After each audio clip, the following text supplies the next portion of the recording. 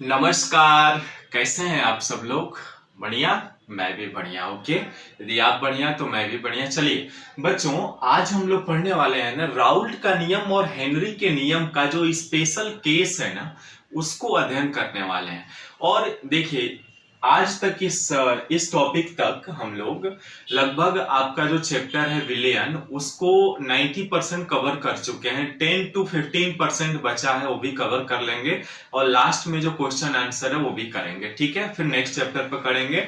आशा करता हूं समझ में आ रहा होगा सारी चीजें। कोई भी प्रॉब्लम हो आप कमेंट्स करके जरूर बता सकते हैं हमें। ओके, उसका सॉल्यूशन लेकर के तुरंत आऊंगा। ओके, क्योंकि बच्चों हमें अपने सिलेबस पे कंप्लीट करना है परीक्षा से पहले, और लास्ट में हम लोग उन्हीं चीजों को पढ़ने वाले हैं जो हमारे परीक्षा की दृष्टि से महत्वपूर्ण है, जिससे हमें नंबर उठ सके। ठीक है, तो फिलहाल हम लोग इस टॉपिक को पढ़ते हैं, राउल्ट का नियम और हेनरी का नियम की जो स्पेशल केस है वो क्या होता है। ठीक है, और बच्चों रिक्वेस्ट करूंगा यदि आप चैनल पे नए तो प्लीज चैनल को सब्सक्राइब, लाइक और शेयर करिएगा। साथ में घंटी का आइकन जरूर दबा लीजिएगा बच्चों। ठीक है, ऑल प्रेस कर लीजिएगा नोटिफिकेशन पे। ठीक है ना, साथ में नोटबुक और पेन जरूर रखना है। ठीक है, ओके लेट अस स्टार्ट। बच्चों देखिए, राउल्ट के नियम और हेनरी के नियम की जो विशेष स्थिति है ना वो कुछ नहीं, हम लोग पढ़ चुके हैं इस पे। बस थोड़ा सा ध्यान देना है हमें कि कभी कभी पूछ लेता है कि यदि राउल्ट का नियम हेनरी के नियम की एक विशेष स्थिति है ना, तो आप ऐसे ही पहले राउल्ट का नियम लिखेंगे, उसके बाद हेनरी का नियम, उसके बाद इसका कंक्लूजन लिखेंगे और लास्ट में रिजल्ट लिख देंगे। ठीक है, ये 4 पार्ट में बटा हुआ है, चारों पार्ट को देखेंगे। हम जानते हैं बच्चों राउल्ट का नियम क्या कहता है। राउल्ट का नियम जो होता है वो सिंपल क्या होता है, राउल्ट्स लॉ। देखिएगा ध्यान से, मैं यहाँ डिफरेंस भी बताता रहा हूं, और यहाँ पे हेनरी। राउल्ट्स का लॉ जो है वो किस पे निर्भर करता है, केवल लिक्विड इन लिक्विड सॉल्यूशन होता है, यानी लिक्विड प्लस लिक्विड होता है। मतलब ये हुआ कि किसी विलयन में विलेय, सॉल्यूट और सॉल्वेंट, विलायक, विलेय और विलायक मिलकर के विलयन बनाते हैं। तो विलेय और विलायक दोनों ही क्या होना चाहिए, लिक्विड होना चाहिए। राउल्ट के नियम ये कहता है। परंतु हेनरी का नियम क्या कहता है, ये कहता है बच्चों कि यहां पर गैस और प्लस लिक्विड होता है, गैस प्लस लिक्विड होता है कोई भी सॉल्यूशन तैयार करने के लिए। यानी सॉल्यूशन में हमें विलेय गैस चाहिए और विलायक लिक्विड होना चाहिए, ये दोनों चीजें अंतर होती हैं। ठीक है, अब देखिए राउल्ट का नियम क्या कहता है हमें कि vapour pressure of a volatile component is directly proportional to its mole fraction in solution. अब इस विलयन में लिक्विड जो है, दोनों लिक्विड है, और लिक्विड कैसा होना चाहिए, वोलेटाइल होना चाहिए, मतलब वाष्पशील होना चाहिए पदार्थ। तो इनका जो आपका मोल फ्रैक्शन होता है, यानी इनका जो आपका वेपर प्रेशर होगा, वेपर प्रेशर जो कहेंगे आप, वेपर प्रेशर जो है वो क्या होता है, आपके मोल अंश के अनुक्रमानुपाती होता है, यानी x के। समझ में आया क्या बोल रहा हूं मैं? राउल्ट का नियम ये कहता है कि जो विलयन में जो वेपर प्रेशर होता है ना, उस विलयन में उपस्थित यानी वोलेटाइल कंपोनेंट का, मतलब वाष्पशील पदार्थ का कितना मोल अंश है उसके वेपर प्रेशर के अनुक्रमानुपाती होता है। और हम जानते हैं जैसे ही ये वेपर अनुक्रमानुपाती यानी प्रोपोर्शनल का चिन्ह हटाते हैं तो कोई ना कोई नियतांक ले लेते हैं, और वो नियतांक हमने मान लिया PA0x, और चूंकि ए हमने लिखा यानी ए कंपोनेंट तो x से हो जाएगा, है ना। यानी PA बराबर आपका क्या आ जाएगा, PA0x से। PA0 क्या है आपका, वही चीज देख रहे हैं यहाँ पे, PA बराबर PA0x से। PA0 जो है वो शुद्ध अवस्था में क्या है, वाष्प दाब है, जैसा कि अभी हम लोग प्रश्न कर रहे थे। और x ए क्या है, मोल अंश है ना, मोलों की संख्या नहीं बच्चों, मोल अंश है ए का। ठीक है, तो यहां पर सेम चीजें हैं कहानी। अब देखिए हेनरी लॉज में भी सेम कह रहा है कहानी।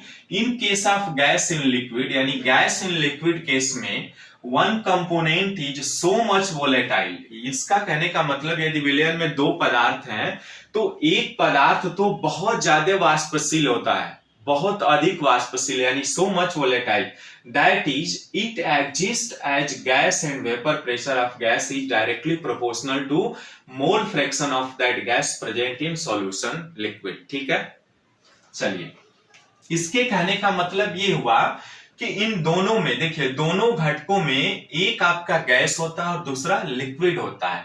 अब देखिए, जो एक पदार्थ होता है ना, वो क्या होता है, सो मच वोलेटाइल होता है। तो इसका मतलब ये हुआ कि इस गैस को हम ये कह सकते हैं कि वोलेटाइल लिक्विड, वोलेटाइल लिक्विड कह सकते हैं बच्चों।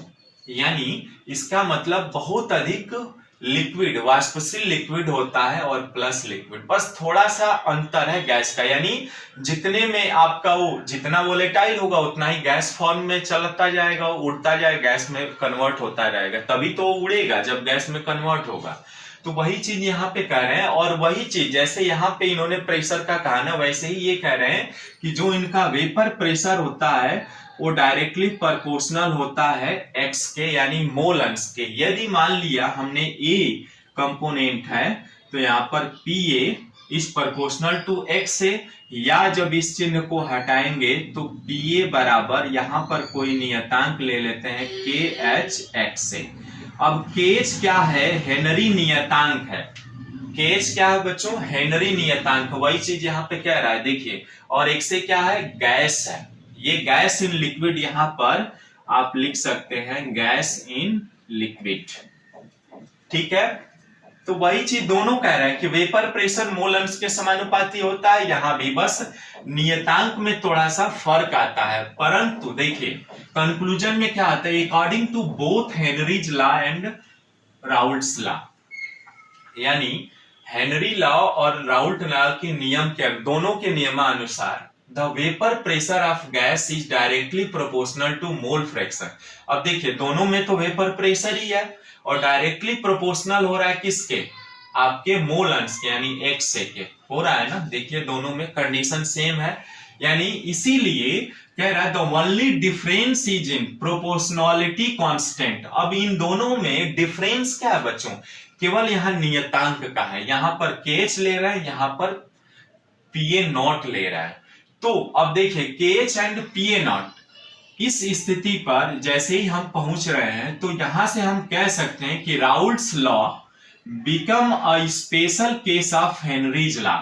इसलिए अतः हम कह सकते हैं कि राउल्ट का नियम जो है वो हेनरी के नियम के लिए एक विशेष स्थिति बन जाती है, जिससे के एच बराबर पी ए नॉट। वही चीज यहां पर ये दोनों चीजें हमने ये फाइंड आउट किया, इसीलिए यह एक स्पेशल केस बन जाता है बच्चों कि के एच बराबर पी ए नॉट। ठीक है, आशा करता हूं समझ में आया होगा। ओके, कमेंट्स में जरूर बताइएगा। यदि ऐसा क्वेश्चन आता भी है तो आप सबसे पहले अकॉर्डिंग टू राउल्ट्स लॉ का लिखेंगे, उसके बाद हेनरी लॉ, उसके बाद कंक्लूजन लिख लेंगे, रिजल्ट लिखेंगे और ये चीजें समझा देंगे। ठीक है बच्चों, मिलते हैं फिर नेक्स्ट वीडियो में। अब अणु संख्या गुणधर्म हम लोग पढ़ने वाले हैं इसके नेक्स्ट में।